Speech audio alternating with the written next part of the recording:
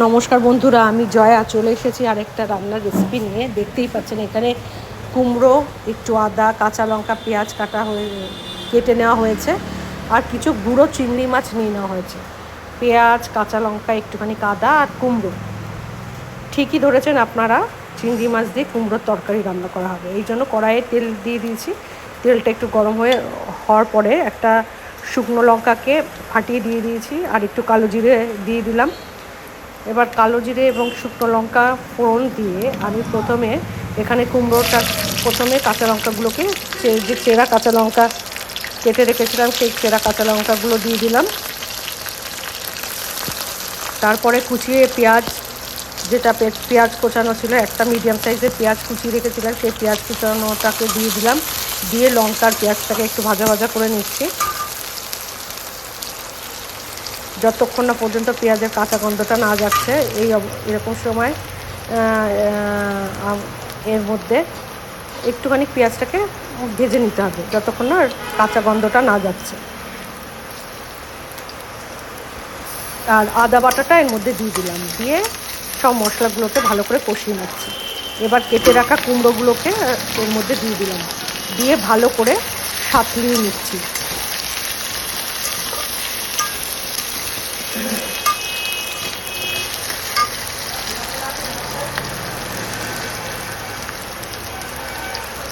দিয়ে দিলাম স্বাদ অনুসারে লবণ।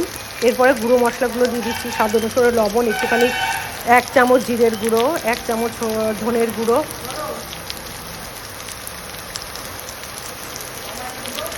হলুদ গুঁড়ো দিয়ে এই কুমড়োটাকে ভালো করে কষিয়ে নিচ্ছি। একটুখানি জল দিয়ে দিলাম যাতে মশলাটা পুড়ে না যায়। এবার কুমড়োর সাথে সব মশলাকে ভালো করে সাঁতলিয়ে নিচ্ছি। আর আরেকটা পাত্রে চিংড়ি মাছগুলোকে হলুদ আর নুন মাখিয়ে নিচ্ছি। নিয়ে চিংড়ি মাছটাকে একটা কড়াইয়ে, চিংড়ি মাছে নুন হলুদ মাখানো কমপ্লিট হয়ে গেছে, এই অবস্থায় এটাকে কড়াইয়ে ভেজে নিচ্ছি। তার জন্য একটা আলাদা কড়াইয়ে তেল গরম হওয়ার পরে সেই চিংড়ি মাছগুলো তেলের মধ্যে দিয়ে ভালো করে নাড়িয়ে নিচ্ছি, যতক্ষণ না পর্যন্ত লাল লাল করে ভাজা না হচ্ছে।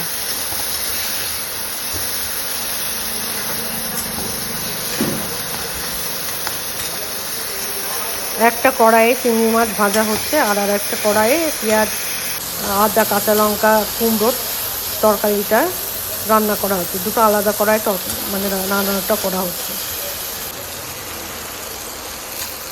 যেহেতু আমি প্রথমে চিংড়ি মাছটা ভেজে নিতে ভুলে গেছিলাম, ওই জন্য এবার ওই কুমড়োর মধ্যে ভেজে রাখা চিংড়ি মাছগুলো দিয়ে দিলাম, দিয়ে ভালো করে একটু কষিয়ে নিচ্ছি।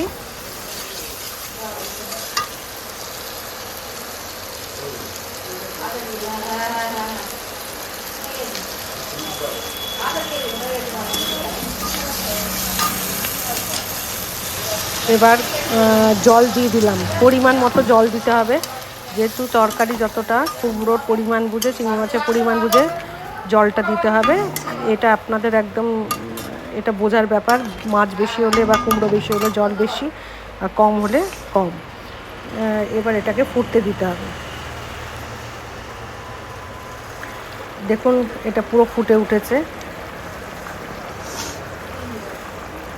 আপনারা অবশ্যই বাড়িতে ট্রাই করবেন, খেতে খুব সুন্দর হয়। গুঁড়ো চিংড়ি মাছ দিয়ে, একদমই গুঁড়ো চিংড়ি মাছ দিয়ে কুমড়োর তরকারি। রান্নাটা কেমন লাগলো? আমি গ্যাসের ওভেনটা বন্ধ করে দিয়েছি, অবশ্যই জানাবেন রান্না।